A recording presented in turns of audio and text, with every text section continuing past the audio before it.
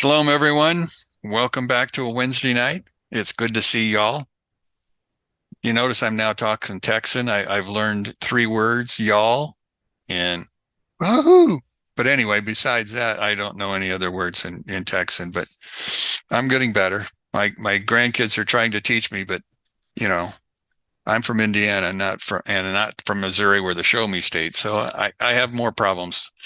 But anyway, thank you for joining. I hope your guys are all members of the NETIV so that you can get all the podcasts that are available to you. And if you're not a member, I hope if you use YouTube, you sign up so that you can be a member so we can increase our numbers. My understanding is we reach about 14,000 right now, which is up about 4,000 over the last month and a half. So praise God for that. So that's the neat stuff. But anyway, we're going to talk about Daniel chapter 7. I'm sure you're getting kind of wondering whether I was going to get past verse 5 and 6 this week. And the answer is yes, I will. It is the third week. So just for a brief minute, I want to spend some time talking about, well, look at the first verse again.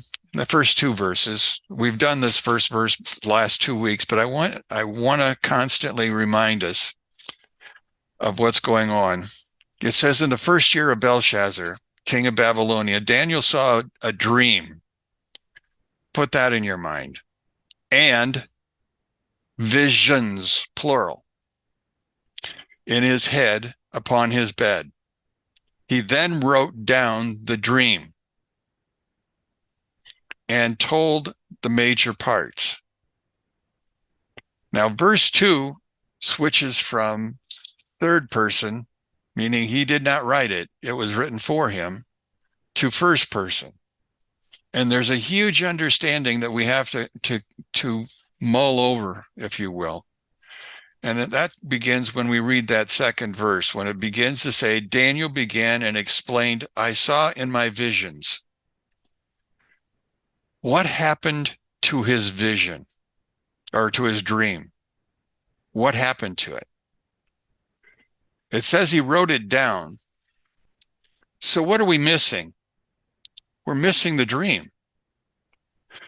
What we're reading tonight, what we'll be reading and going through, is only part. As the first verse explains, he only gives us the major parts. Oftentimes, the major parts require details in order to be understood. But Daniel is not going to give us all the details. And so for centuries, we've been dealing with a text that's not quite complete. And in order to go through this, we have to understand that the Bible is written here a little, there a little, the word of God is built. Line upon line, precept upon precept. That's what Isaiah taught us. And so over the course of time, I've been trying to piece together the best I can, using the commentaries, using scripture, using the Talmud, any source that I can find in order to help me understand the major concepts and the little bits of pieces that are necessary in between. Now, there is no perfect answer that I can give you for everything that's in this text, because it's locked away in some sort of a secret place. And so we can only have the visions. We do not have the dream. So we're missing part of our story to begin with. With that said, I want you to go to verse number 2. And again, he begins by telling us that at this point, Daniel began to explain. So what is he explaining? I saw in my vision. Understand then, in the previous verse, it was plural, visions. So what we're looking at is one of the visions that he saw. Now, I want you to go down to verse 7. Notice how verse 7 begins. After this was watching in night visions. Again, it's plural. In verse 2, it was singular, one vision. So the first vision, apparently, was the vision of the first three beasts that we spent 2 weeks talking about. We spent the first week identifying those beasts according to the way Daniel would have understood it, using chapter 2, the statue, as our base model. He only gives us those three in that vision, meaning that God only gave him those three in that vision. The fourth vision was so spectacularly different that it came at an entirely different time. And it doesn't come but once, it comes multiple times. Otherwise, it wouldn't be visions. And so we're going to look at this text differently. Now, in that first week, we talked about the nations that are mentioned. We also talked about the religious connotation of those nations. Israel was going to be finding itself located among other nations, and they would be exposed or to the assimilating process. Babylon was an idolatrous place. The religion of Medo-Persia, Cyrus the Great, had brought into that the idea of Zoroaster, which was very similar to Judaism, having an omnipotent and omnipresent God. Lots of details that match Judaism. So to be fooled by something that is similar but not the same. The next one was the nation of Greece. Greece was a nation built on pleasure, built on free will. It was a religion built upon whatever you would like. And so that was the third religion that they were going to have to deal with.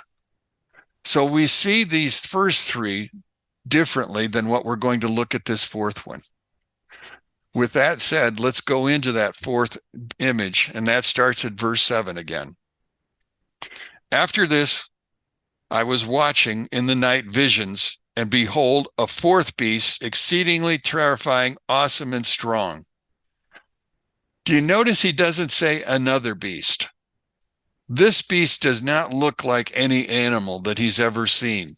It doesn't look like any animal that he would find on the Babylonian walls. Because remember, many of the animals that we're seeing in this picture are portrayed on the walls of the Babylonian city. So he doesn't recognize this beast at all. And so he does not even go in to say it's another beast. He just simply calls it a beast at this point in time. And that's significant. So he's watching this particular beast, and as he's looking at this fourth beast, he says it's exceedingly awesome, or terrifying, and awesome, and strong. Now he's using three adjectives here, and the question then becomes, why does he use three adjectives? What's he trying to get across to us? Well, the idea of terrifying obviously is something that we understand. Awesome also can mean brilliant. So this animal was spectacular in its appearance.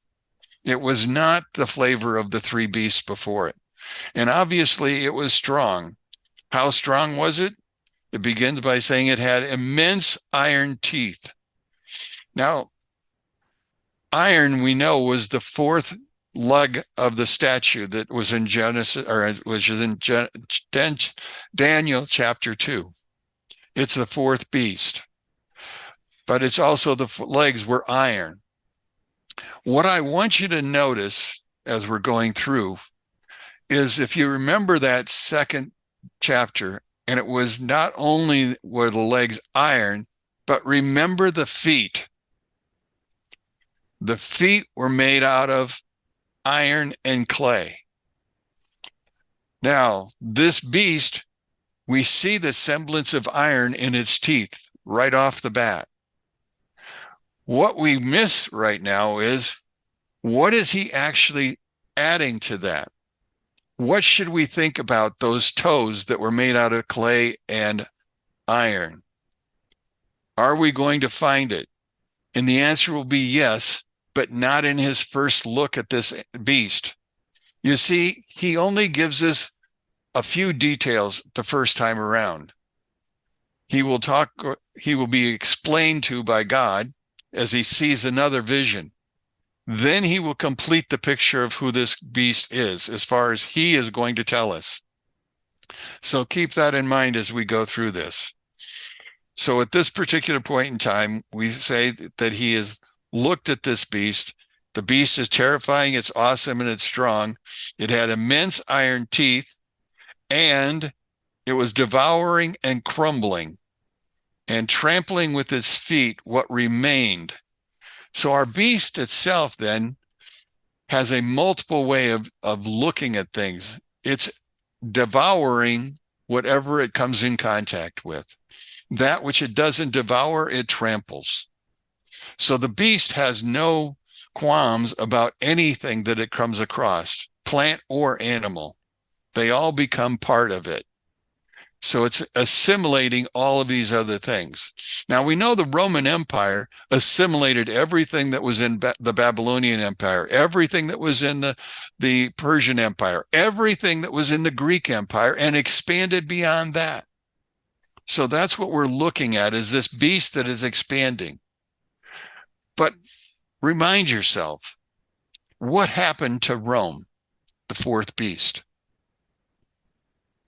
Rome died in 600 AD, if you're following the Gregorian calendar. So what replaced it between 600 and 2023? What replaced it? That becomes the million-dollar question. That's the question that all of the scholars have been trying to unravel all the way along. Right now, there are multiple ways of looking at it, but let me give you two of the older ways. The Amorians have explained. First off, we have Abarbanel. He calls the beast the papacy, Roman Church, because the Roman Church continued on. So is the Roman Church the beast? He said that there, as we're looking at this beast, we'll see that there are three horns that are going to be plucked out of it. And he said those represented for him the three off religions, if you would have it. The Eastern Orthodox, the Armenian or the Syrian, and the Coptics. Maybe those were the three. So maybe this is not about a physical beast that is devouring, but it's the Catholic Church. That's what he was seeing it as. Now, Malbim, on the other hand, he looked at it entirely differently. He saw it as something that was awesome, but it was meticulous. In other words, it ate everything. There was nothing left. And he saw it as something that was planning, and we will get to that when we get to the words for how it spoke. And finally, he said the fact that it had foresight. He could see ahead. So let's continue on with our story and continue with that verse. So it's devouring and crumbling and trampling with its feet. What remained, it was different from all the beasts that had preceded it. Because you see, this beast now had 10 horns. 10 horns. So the 10 horns now becomes the next problem with this beast, as we begin to try to imagine it. And let me ask you let me make you think for a second. When did the 10 horns appear? Wouldn't you want to know that detail? Were the 10 horns always there? We know the little horn wasn't. Were the 10 horns always there? In other words, are we watching the metamorphosis of this beast? Is this beast changing? Is that why at 600 years, Rome is no longer there? And what we're watching is this conglomeration of all of the things that the Roman Empire began and is now continuing through lots of other possibilities. You know, one of the things that I found is I went back and began to look at the exile. What is an exile? What's the purpose of an exile? Well, if you're the conquering nation, the purpose of the exile was to disperse the people so that they could not get together and they could not revolt against you. The Romans figured out later, and in about 70 AD, they began exporting as many Jews. First off, they tried to sell them. When they could no longer sell them, they just simply told them to go, leave the country. But was that God's purpose? Or did God have more to the understanding of what an exile should be? You see, he now had ambassadors across the world for us, you and me. You see, we are the Gentiles that they came to touch. Now, they may not have touched you directly. You probably became curious. And if you've hung around with me long enough, you know that I switched my Bible from the King James to the Art Scroll Torah. And you understand the fact that we begin to see things differently.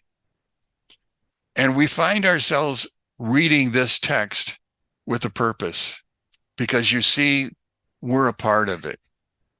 Not directly, but you and I will be a part when we call it the end of days, because chapter 7 deals with the end of days. It deals with everything that we're trying to figure out.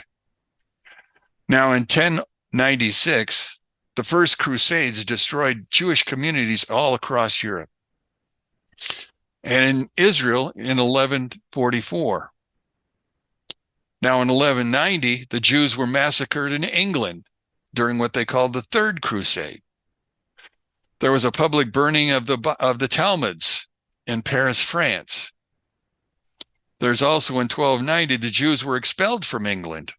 Where did they go? Anywhere they could.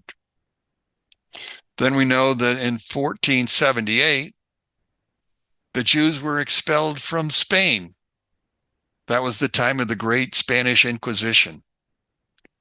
I often tell the story, 1492, Columbus sailed the ocean blue. 1492, many Jews were finding themselves in the middle of the ocean, or the Mediterranean.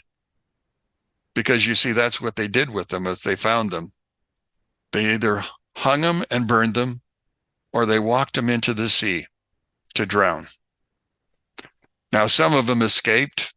They went to Israel, or they went to other places. But they continued on. Now, some of them converted. Now, to add to this, I want to help you understand. The word Garcia was the name given to the families who exchanged Judaism for Christianity. That's why you find across the world, many Jews are now finding, or many Garcias are now finding out they were really Jews. They didn't even know, because time had already passed. Well, beyond that, in 1648, the Jews were massacred in what was called a Polish Cossack War in Poland. They simply burned the villages where they were at. Now, we also know in 1918, about 60,000 Jews were killed by the Russian Tsar. Rasputin, you remember that character? Rasputin decided that the Jews were going to be a threat. And so they began to eliminate entire Jewish colonies or villages. Now, we also know by 1945, 43, 44, 45, we also know about the Holocaust. Constantly, they've been besieged. Now we're moving into a time when they now have begun to move home. But they're not all home. The exile is still continuing. And so I want us to understand that the exile has not ended. Yes, there are many that are home, but there are many that are not. They are waiting for the call. They're waiting for the shofar. They're waiting for the Mashiach ben David. They're waiting for God to call them home. Now it goes on to say, as we look at it, it says in verse 9, as I was contemplating the horns, behold, another horn, a small one, came up, indicating that that horn wasn't there, that it's now being added to, which helps me to understand that those 10 horns haven't always been there. The beast has always been there. The beast was Rome. But now we're beginning to morph that beast. It's beginning to change what it looks like, its appearance. We can go from age to age. 1948, Israel was just declared a nation, and they had to fight for the land that they were able to live on. Remember that? The British simply pulled out and left them to hang. And so they began to fight, and they retained half of the area. But who did they fight? Well, it seems that there was what is called the Arab Confederacy in 1948. Now, the Arab Confederacy was made up of 10, not 9, not 11, but 10 Arab nations, all pledging that Israel should not move into the land of Israel, that it was not theirs, that it belonged to them. In fact, in order for that war to begin, many of the people already living in the land, called Palestinians — there was no such thing as a Palestinian, no matter how it works — Palestinia came about because of Rome and Nero. Nero named the land Palestinia in order to eliminate any idea that this was Jewish. Well, the Palestinians, along with the neighbors to the south, Egypt, to the west or to the east, the Hashemite kingdom of Transjordan, which we today call Jordan. To the north is Syria and Lebanon. Those four nations supplied the army. The money came from the other six. And so they began to fight. And at that point in time, they lost. In fact, three of them lost land, accounting for, well, maybe then the little horn was Israel. And the three other horns were the nations of Egypt, which lost the Negev, Jordan, which lost the West Bank, and the Golan Heights, which was lost by Syria. So that became a theory. But that didn't seem to fit everybody's understanding. You see, more theories began to appear. It was 1952. Helmut Kohl, after welcoming back East Germany, had a plan. He had a vision. He had a vision that all of Europe would be gathered together in one common market. Do you remember that? I still remember Jack Van Impe, who was on Christian television, which I listened to because I was always into prophecy, so I wanted to hear him. And he kept telling us, well, that's going to be the 10 nations. That's going to be the beast that we're going to have to watch. And besides, their computer system there is called the Beast. It's in Brussels, Belgium. Well, we've heard that before. And so there was another one that began to form. Since then, there's been others, because you see, what do we do with all of the Arabs? I mean, yes, they had that confederacy, but the confederacy broke down. And by the way, remember Ishmael? Didn't Ishmael have a grudge against Jacob because of his brother Esau? Remember, Esau was going to kill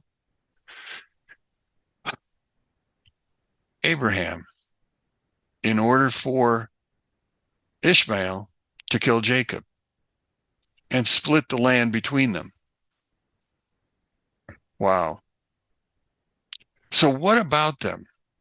Well, Rome was considered Edom. It got that way. I don't know if you remember the stories, so let me give you a short story. There was a time when Egypt worried about the growing population. And in the course of time, there was a war that was between the Edomites and the Egyptians. The Edomites were destroying the Egyptians. Back then, Joseph was still alive, and Joseph convinced enough Jews to actually go to battle. And the Jews that went to battle defeated the Edomites. And they captured a son of Esau, Eliphaz. They put him in jail in Egypt. He escaped, moved to Carthage, and from Carthage he crossed the Mediterranean, ended up in Rome, where he became the leader and ruler of Rome, carrying the grudge against Israel all the way to Rome. And so that Roman image that's been created by Edom still exists. There is still anti-Semitism in Europe. We don't see it. We hear it every once in a while, but it is quite prevalent. And now it's breaking out in the United States. New York City, where a great number of Jews live. Lots of problems are going on between the anti-Semites, and Edom is a product that becomes what we would call Japhet. And all of the nations that we read earlier who were part of the Crusades, all of them are Gentile nations. All of them are attached to Rome, according to the Jewish understanding. Things are becoming quite chaotic, to say the least. So we have this little horn that begins to grow. Now he gives us one short verse to talk about this creature. And he begins by saying, and if we look at it, he's contemplating this horn, and look at how it goes. So let's go back to the verse. And I was contemplating the horns, behold, another horn, a small one, came up among them. And 3 of the previous horns were uprooted before it. There were eyes like human eyes on this horn, and a mouth speaking haughty words. Wow. What does that mean? You have to go to the mystical language, Kabbalah, to really understand what he's talking about. You see, eyes are the windows to the mind. According to the Jewish understanding, the Kabbalistic understanding, the eyes are connected to the right side of the brain. That's the eye center as they understood it. The right side of the head is known as Chokmah, wisdom. This animal had more than 2 eyes, therefore it had great wisdom. That's what we are supposed to take from that. We also recognize the voice. Now, as you looked at the voice that he's talking about, the voice was actually going to be one that was speaking haughty words. Well, the word haughty is the word is masking the idea of, masking the idea of intelligence. This creature, this horn, is very wise. Now, let me add to that. 3 horns disappear. This horn is growing in its place. It's very wise and has great words. So what are his weapons? What are his weapons? 1937-38. There is a man, a paper hanger. You remember who he was? Lived in Germany, came from Austria. His name was Adolf Hitler. Adolf Hitler soon ruled the country and soon tried to rule the entire Europe, then Russia, and then whatever else. What gun did he carry? What was his weapon? It was his voice. It was the articulation of a dream, a vision, something that everyone was grasping and understanding. He didn't have to take anybody out because he had what was called the brown shirts. The brown shirts were his mafia crew, if you will, who took out his enemies. But he never fired a shot. He was the mastermind. He was the one who determined what was going to happen, where the troops would go, where the tanks would go. That was his mission. And his vision was something he played over and over and over in front of people. Hundreds of thousands of people soon raised their right hand, swearing allegiance. Heil Hitler. This beast is going to have a similar ability. So we were looking at a precursor to what's coming, or at least that's what I think. So the beast begins to show up, but notice what happens next. So after this, as I'm contemplating this other horn that had now come up, look at verse 9. All of a sudden, I leave the image. I watched as thrones were set up, and the Ancient of Days, Atik Yomim, sat his garment, or his garment was white as snow, and his hair on his head was clean wool, and his throne was a fiery flame, its wheels blazing bright, or fire. And a stream of fire was flowing forth from before him, and thousands were serving him, and a myriad and myriads were standing before him. The judgment was set, and the books were opened. We're in that season now, right? The books are opened this week. They were opened on Sunday. I think it was Sunday, it was Rosh Hashanah. And they are open for 10 days till Yom Kippur. And during this time, people are judged. Those that are wicked will be judged for death. Now, they may not die this year, but there will be as though they died because their gifts are not being used for God. They're being used for self, pleasure, taking care of oneself. There are those that are going to be called righteous. Those are the ones called Tzaddikim. Their names are in a different book. So you have the book of the dead and you have the book of the living. In between, you have what's called the Ben Amni. Those are the in-betweens. Those are the 50-50s. I appreciated last night, Tuesday night, and he's going to be on again next week. I was listening to the rabbi as we went through understanding this third group, the Ben Omims, the 50-50s. Now, the question is, how does one remain a 50-50? Do you do one stupid thing and then one good thing? How do you keep track over 365 days? The answer is that you do more than one, that you move yourself into the group called the Tzaddikim, the righteous ones.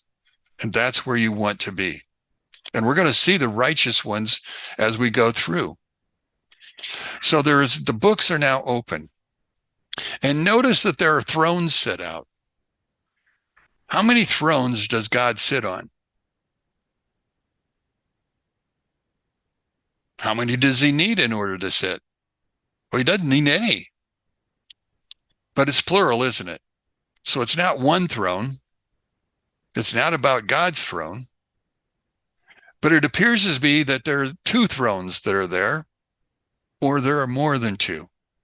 You see, that part's not given an answer to. Many of the rabbis say it's two thrones. One is the throne for the wicked, and one is the throne for the good deeds that we do. In other words, that's the difference between good and evil. That's the difference between those who are going to hell or Gehinnom and those who are moving on to paradise and Gan Eden.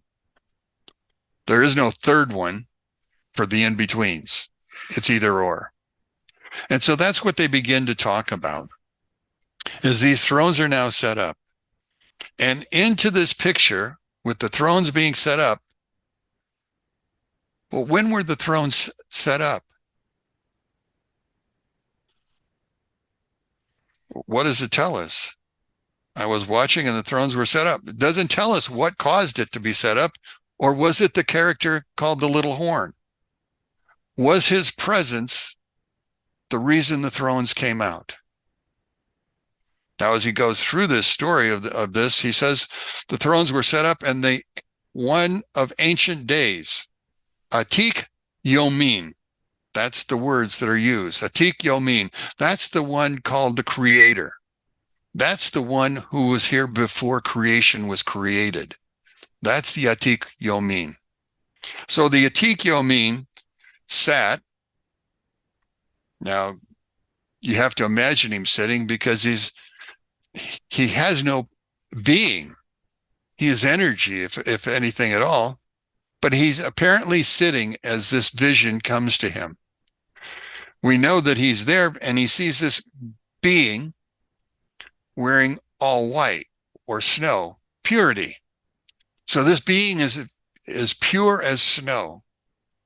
And his hair on his head was clean like wool. Well, hair on your head. Hair is the receptor for intelligence, according to the Kabbalists. Now, some of us have more than others. Some are missing a lot, but that's okay. That just means I'm more intelligent. No, it doesn't mean I'm more intelligent than you because you don't have as much hair as I do. Because if that was true, then I'd be in trouble because there's a lot of people with more hair than I got. But anyway, back to the story. The hair on our heads tells us something. But a Jew doesn't have to worry about the amount of hair he has on his head. Why? Because his head is covered. God covered his head. That's the purpose of the kippah. That's what it does. It covers the male. For the female, many of them cover their heads with wigs or cloth of some sort so that their head is not exposed. That way, whatever's inside doesn't get out. No, that's not the point. For men, it's about beards. Now, I don't have a beard. I just have a mustache. So I'm only collecting part of the energy that's coming from God. Because you see, they say that the beard is actually, well, Bobby has a beard. So he's collecting a lot more of the energy from God because it focuses on the beard, and the beard collects it and takes it in. But that's beside the point. The point is that he's now sitting there, pure as snow. And as he's sitting here with his hair on his head that's clean as wool, again, white, notice what happens. His throne, which he seemingly has, is fiery flames. Its wheels are blazing fire. What's he talking about? In the same age in which Daniel is there, in the same age in which Jeremiah is prophesying, there's another prophet that's working in that area. That's the prophet called Ezekiel. So turn back to the book of Ezekiel, to that first chapter, if you will. If you got an art scroll, it's page 1209. If you've got something else, I can't help you. But we're looking at that first page. This is a vision that Ezekiel has. This is his vision. Now, in his vision, he's in exile along the river Habar. Habar is the Hebrew word for already. So he's already by the water. Now he's outside the land, and God doesn't communicate with his prophets outside the land except by water. That is one of those things that's an oddity. But the word of Hashem came to Ezekiel while he's at this place along the water. We begin to read about the fact in verse 4, and I saw, and behold, there was a stormy wind coming from the north, a great cloud of flashing fire, and a brilliance surrounding it. And from its midst, like the color of Hashmar is amber, and it's also the Hebrew word for electricity. And in the midst of it was what? Fire. And in the midst of there was the likeness of 4 Hayot. The Hayot are the cherubim. This was their appearance, and they were the likeness of a man. Each one had 4 faces, and each one had 4 wings, and their legs, they were straight. Understand that an angel does not have knees and does not have hips. In other words, his legs do not work. He simply moves from place to place. He has no freedom. He can't make a choice of what he's going to do. Choice is only given to man. We have the ability to move where we choose. The Hayot had no choice. They moved in whatever direction God was pointing them. And so you can go through all the faces and everything else that's going on in there. But I want you to go down further, down to verse number 12.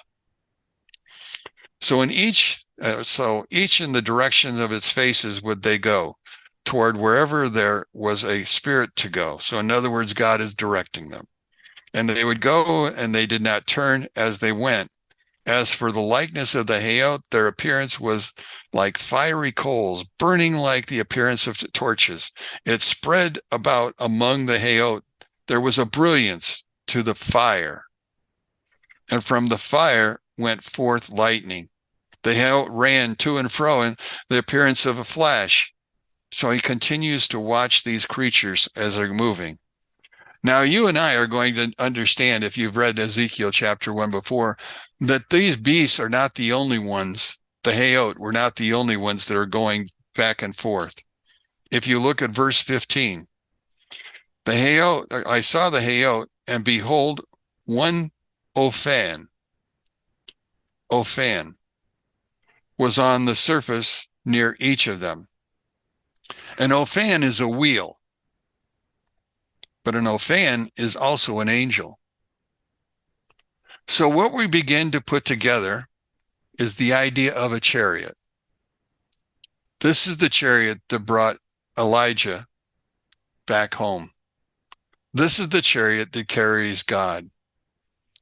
This is the chariot that Daniel was looking at, only he didn't see it as a chariot. All he saw was the throne.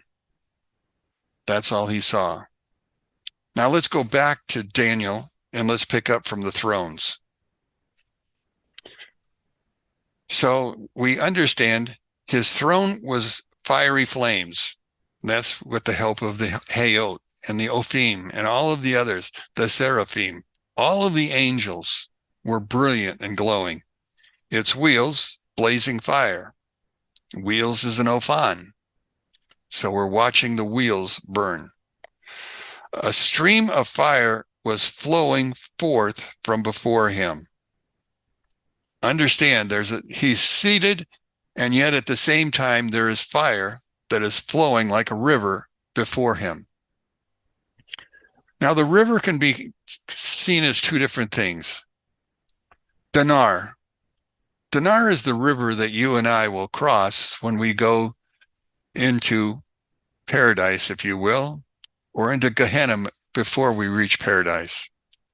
It's that fiery river where we have to be purified. In fact, the river itself may be Gehenna for us, by which all of the dross that you and I have picked up has to be taken off. That means if we haven't repented of all of our sins, that's the dross that has to be taken off. So that could be the fire. But the fire also, according to the Zohar, goes all the way past that, down to Gehenna and down to Sheol, which we would recognize as being the place of the lost. And so this is a fire that is flowing down that's before him. And thousands of thousands were serving him, and myriads were standing before him. Notice they're standing, they can't move. The judgment was set, the books were opened. Then I saw after this, because of the sound of the haughty words which the horn spoke, I watched until the beast was slain and its body destroyed and consigned to that flame of fire. So in other words, this creature has now been judged, this character has now been judged, and he finds himself in Sheol. That's what they're trying to tell us in a masked way. But notice what else. Now, as for the rest of the beasts, their dominion was taken away, yet an extension of life was given them until a season and a time. So this beast is going to die prior to the end of the days. This is an upcoming event. That's what I'm trying to get across to you. What we're missing from this is the story of Gog and Magog. Now, if you've been with me before, I've talked about Gog and Magog, and I made comments that it's actually 3 battles according to Chaim Hafetz. 2 of them have already happened. One occurred at World War I. One occurred at World War II. We're waiting for the 3rd one, which is in the book of Zechariah 12, 13, and 14. That's where the 3rd one comes. That's the bloodiest one for Jerusalem. Now, this character, it doesn't tell us where he died, but I would imagine it's probably there at Jerusalem, where his haughty words finally caught up to him. But again, I'm using my sanctified imagination to try to give it some place. You see what happens when you don't have all the details? You have to impose some kind of logic or thought. But each logic or thought gives you another question. More things that you're going to have to think about as you're going through this. Now, there's no way I'm going to finish this chapter tonight. Guess what? This will be next week's lesson also. We'll be doing a part 4 next week. In fact, I want to stop at this point because I want you to go back yourself, and I want you to go through these same verses, and I want you to pick out questions that you have. You see, I keep asking, do you have questions? Do you have thoughts? I really want to hear your understanding, because what it does, iron sharpens iron. Your thoughts sharpen my thoughts. It causes me to have to think deeper, to go looking for more sources. Now, it's not that I haven't looked, and if you ask my wife, she'll tell you that I have ruined the last 3 days of her life working on this lesson. Now, for some of you, I sent out a copy of my notes, and I'm willing to send them to anybody. But in sending my notes out, I sent you 15 pages. Originally, there were 24. Then I got it down to 22, and finally I said, I can't send you all of this, so I'm just going to send you 15. Understand, this text is not simple, and finding answers causes you to find more questions. But in doing so, I think what you begin to do is you begin to look for yourself. Our eyes are significant. Rebbe Nachman talked about the fact that our eyes need to be focused on nature, on the world. We need to see the world differently. We need to look at the world in 2 ways: the beauty of the world, and come to understand the nature of the world, where things are and where things are going. Last week, I spent time talking to you about the war in Jeremiah's book of 50-51, dealing with the Iran-Iraq war. Actually, it was the story of Operation Iraqi Freedom. I also told you about the fact that Iran and Korea are going to be involved. In fact, Korea isn't even in the Bible, but Sheol is. And if you take the shin and turn it to sin, you have the word soul, as in Korea. And we find out that Korea has a place with our characters of Iran. It's also a part of what's now called the new axis of evil: Russia, China, Iran, North Korea, sharing weapons, bullets, and bombs. This week, I told you about the fact that there was a drone factory being built in Russia, about 400 miles away from Moscow on the other side of the Ural Mountains. But I also told you the fact that they're building this because they are running out of weapons to fire against the Ukrainians. And so they were getting more and more help. They were running out of bombs to put into their tanks and to put into their guns. North Korea just supplied train loads passing through China to get to Russia to be used in the Ukrainian war. We're looking at nature from 2 ways: the beauty of God's nature and the nature of man. What's going on in the world? Where do we fit? One of the things I don't want you to do is become scared, because first off, we know we have God. Nothing can come against us that hasn't first passed through his hands. So think about this week, what we've read. Maybe something will strike you and you will have a comment or a question. If you do, I hope, I pray, either you send me a note, or you yourself are willing to put it on a chat, or you are willing to talk to us. Help us to understand, because that's what it takes in order to learn. I cannot learn by myself. Before I let Lori talk to me, one more thing. What do you need in order to study Torah? You need a Torah. You need a teacher. You need a student. Right now, I'm acting in the role of the teacher, and you're the student. But you understand the teacher will not always be there, so eventually you can become the teacher. you can share what you know from the Bible because you have spent time in it. So hopefully you'll spend time in it today or tomorrow or the next day, all the way up till next Wednesday night. Okay, I'm done talking. It's Lori, let me have your question or your thoughts.